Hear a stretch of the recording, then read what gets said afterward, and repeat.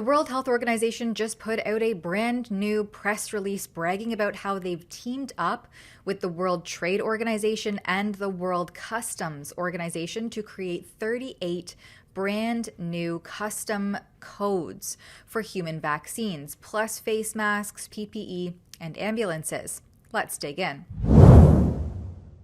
Under the guise of strengthening emergency preparedness, the World Health Organization's 38 brand new codes will enter the International Harmonized Commodity Description and Coding System in January of 2028. It sounds like boring technical trade stuff, but in actuality, it seems like a direct hit to the United States and their trade partnerships, which has just officially pulled out of the World Health Organization, funding and all. Now, this is the private interest corporate entity, don't forget, and they wouldn't do anything small or anything that doesn't give them or their pharmaceutical partners more power, more tracking, more control. They say that this will make it easier to track vaccine and medical product shipments worldwide and allow for faster, more coordinated responses during future health emergencies. But don't be fooled. This is a global surveillance grid for things like vaccines. Every dose, every batch, every border crossing is logged, categorized, and monitored in real time. And who gets the data? Well, it's right back to the WHO, of course.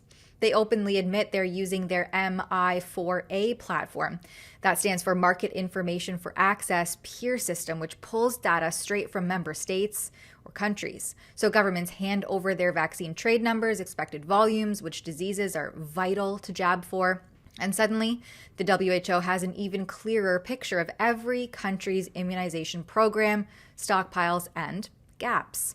MI4A is essentially the WHO's centralized vaccine market intelligence system, built on country-reported purchasing data enriched by manufacturer input and turned into public datasets, reports, and studies that shape global vaccine policy, pricing discussions, and access strategies. So while equitable access is the marketing line, this is more about data solicitation on a global scale. They want to know exactly where the resistance is, where the uptake is low, and where people are saying no. And once they have that granular trade data aligned with tariffs and emergency expedited procedures, they can pressure countries even harder, especially ones falling behind on things like vaccination targets. They say so outright. Improve access to global vaccine trade data, enhancing transparency, and working towards WHO's long-term mission of equitable access to vaccines worldwide. Now, after the last few years, equitable access is just Orwellian doublespeak for mandatory campaigns, digital passports, and behaviorally informed coercion dressed up as public health goals. In the public health world, often make the mistake of thinking that science and evidence alone are enough to convince the public and policymakers to follow our advice. How often we are proved wrong.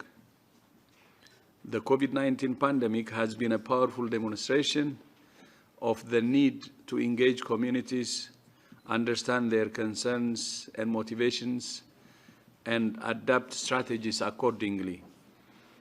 Governments have had to persuade their populations to accept new behaviors and conditions, all in the context of rapidly evolving evidence.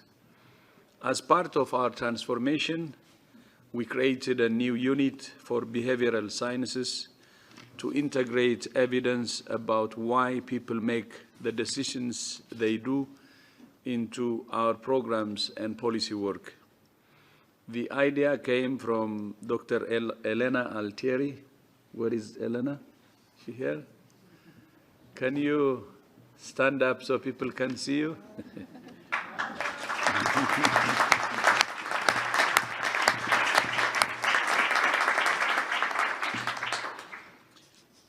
In response, the idea came from Dr. Elena Altieri in response to my invitation to all staff to propose crazy ideas to make our organization more effective and efficient.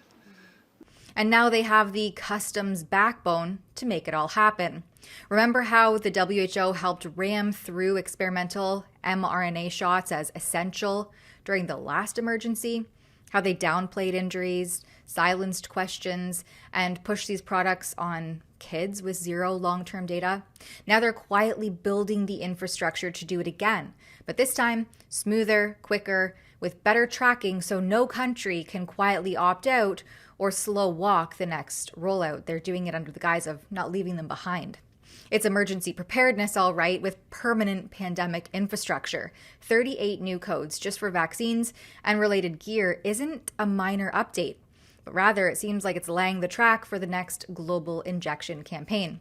The serious challenge that's posed by anti-vaxxers, and I think we need to strategize to really push back, because vaccines work, vaccines affect adults, and we have science, evidence on our side. I think it's time to be more aggressive in pushing back on anti-vaxxers. I think they use COVID as an opportunity, and all the havoc they're creating. Maybe that's one of the messages also I would like to include to whatever I have said. And thank you to all panelists, and thank you also to all colleagues, partners who have joined today, and look forward to continue to work with you to save children, to save lives. And the timing is noticeable because this will work alongside the WHO's new pandemic treaty and international health regulation amendments, giving them more authority over national health decisions. Coincidence? I think not.